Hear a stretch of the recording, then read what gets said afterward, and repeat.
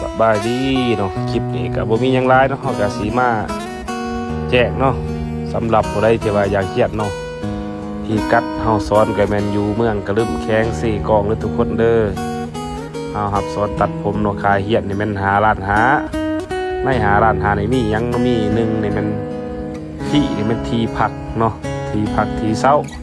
นำใส่ฟรีเนาะไฟก็ใส่ฟรีเนาะมีอุปกรณ์การเรียนการสอนให้ฟรีเนาะจบแล้วก็หายเด้อแล้วอุปกรณ์การเรียนการสอนก็ตกอยู่ประมาณ2ล้านปลายเนาะอุปกรณ์การเรียนการสอนเนาะ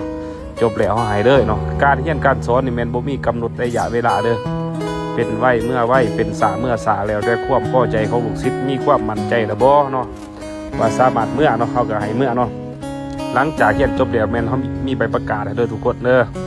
ใบอย่างยืนเนาะงั้นเนาะเดี๋ยวก็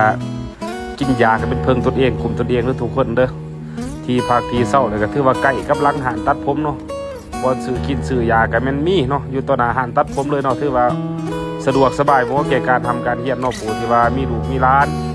หรือว่ามีสามีเนาะมีไอ้น้องอยากให้เฮียนตัดผมที่ว่าแนะนำให้มาเฮียนน้องเฮาไหลเนาะ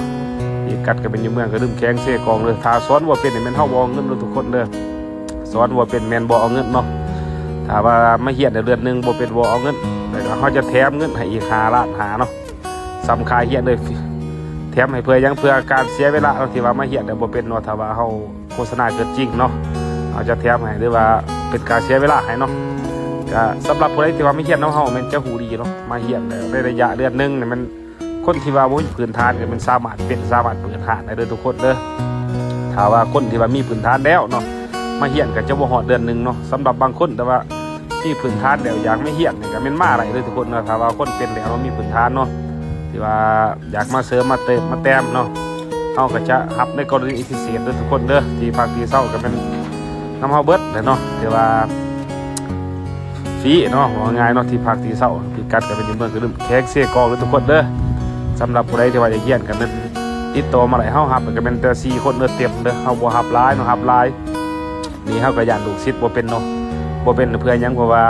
หัวตัดฟรีมันจะบ่หลายเนาะสำคัญเป็น 3-4 คนเขาจะกำหนดให้มื้อนึงบ่รุดหาหัวขึ้นไป50เนาะหรือว่า10ปลายเนาะ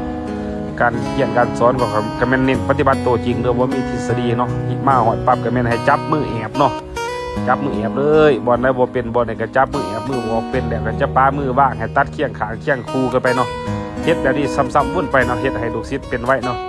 ก็ผู้ใดที่ว่าสนใจก็แม่นฝากทักแชทเด้อเฮารับสปอร์ตได้4คนช่วงนี้ก็แม่นถือว่าข่อยบ่มีลูกศิษย์เนาะถือว่าวางเลยเอาหับเด้อส่วนในเด้อผู้ใดสามารถอยากมาเห็นก็สามารถติดต่อพัวพันน้ำเฮาได้เนาะเบอร์โทรเฮาก็จะขึ้นอยู่เทิงหน้าโปรไฟล์เด้อทุกคนเด้อก็ขอขอบใจผู้ที่ว่ารับชมและติดตามทุกคนเด้อ